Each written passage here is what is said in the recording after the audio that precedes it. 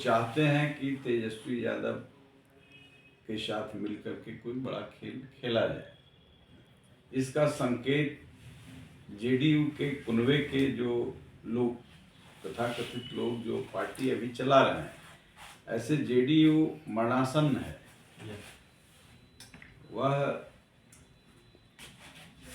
समझिए कि बांसैया पर।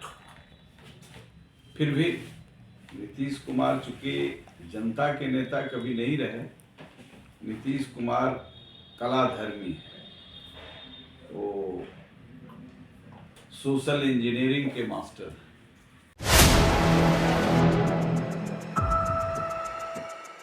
नमस्कार, आप देख रहे हैं 4 PM और मैं हूं अभिषेक मिश्रा। देखिए, इस वक्त हमारे साथ लोक जनशक्ति पार्टी रामविलास के वरिष्ठ नेता, पार्टी के राष्ट्रीय उपाध्यक्ष, पूर्व सांसद डॉक्टर अरुण कुमार हैं और बातचीत जाहिर है उन घटनाक्रमों को लेकर होगी, बिहार की सियासत में आए उस भूचाल को लेकर होगी या उस संभावित भूचाल को लेकर होगी जो आने वाले दिनों में बिहार में आने वाला है।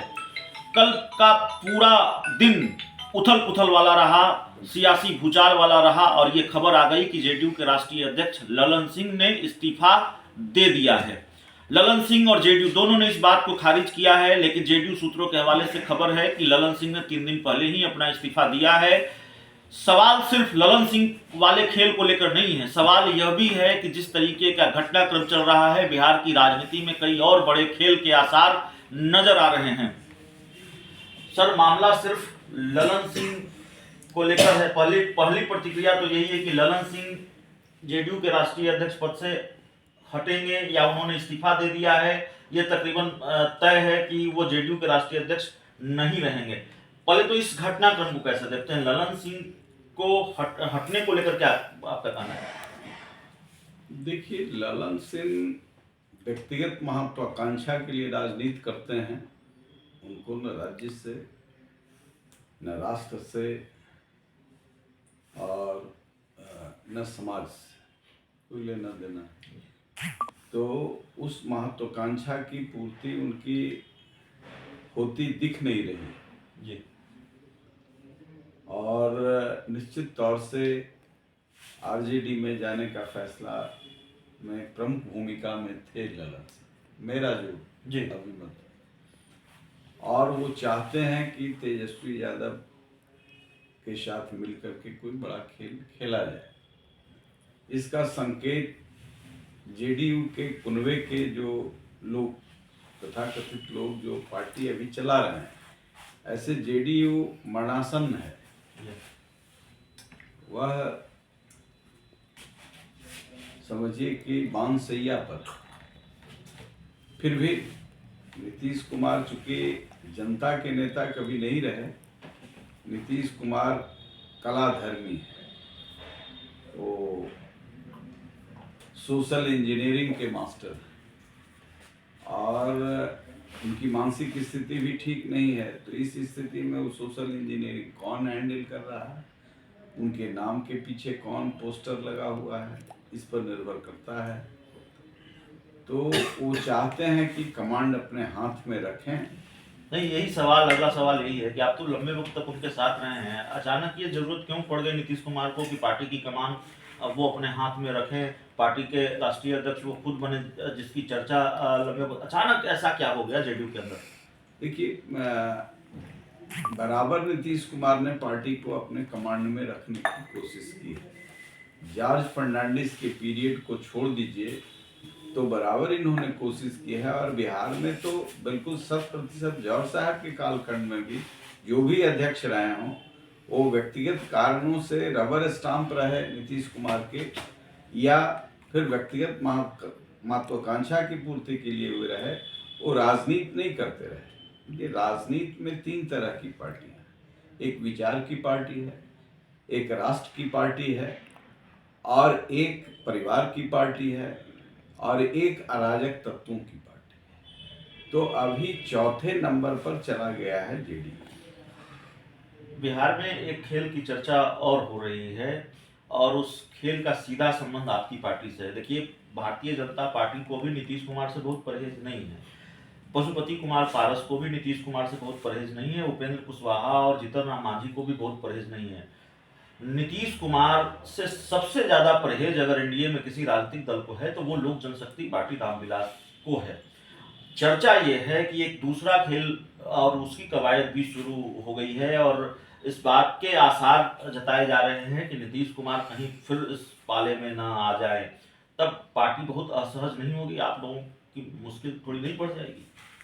देखिए, नीतीश कुमार ने जो लोजपा रामविलास को खंडित करने का काम, जमींदोज करने का काम अपनी पूरी ऊर्जा के साथ कर चुके हैं और उसके बाद पार्टी पूरे मजबूती के साथ इसका नया रूप में प्रकटीकरण हुआ है। तो इस ताकत को कोई इग्नोर नहीं करेगा, ऐसा मेरा मत है। और हम कोई जल्दीबाजी में हैं भी नहीं,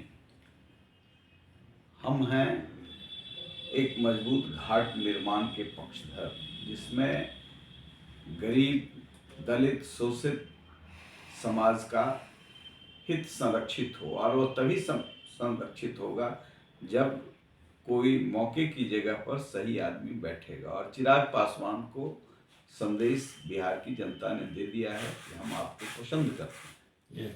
तो ऐसी परिस्थिति में बिहार की जनता ने यह भी संदेश दे दिया है नीतीश कुमार को, हम आपको नापसंद करते हैं। और हमारे पार्टी के राष्ट्रीय अध्यक्ष को संदेश दे दिया कि हम आपको पसंद करते हैं। नहीं, लेकिन बीजेपी का हाल तो है कि नाना करते प्यार तुम्ही से कर बैठे, कहती है दरवाजे बंद हैं, दरवाजे बंद हैं। अब फिर चर्चा शुरू हो गई कि दरवाजा खोल दिया है। अब कई दरवाजा ऐसा होता है कि वो खिड़की से भी छोटा होता है तो उस दरवाजे से उनका प्रवेश होगा।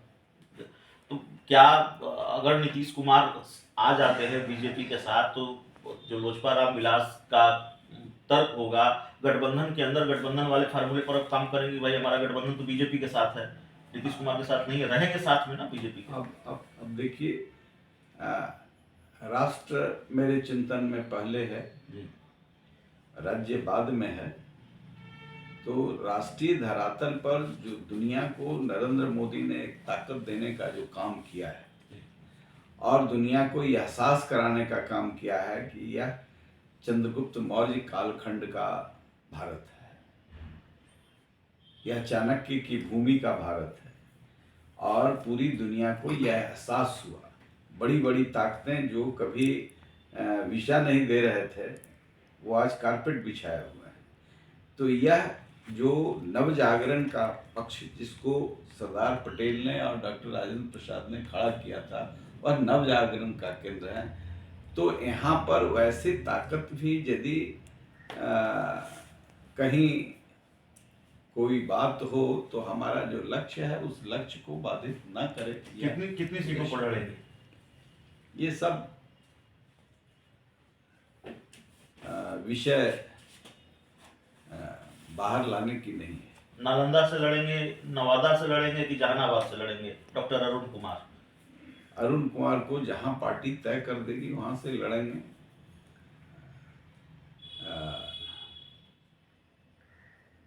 हमारे लिए विषय नहीं है कि कहां से लड़ेंगे। अब हम लोग लड़ते लड़ते इस बात के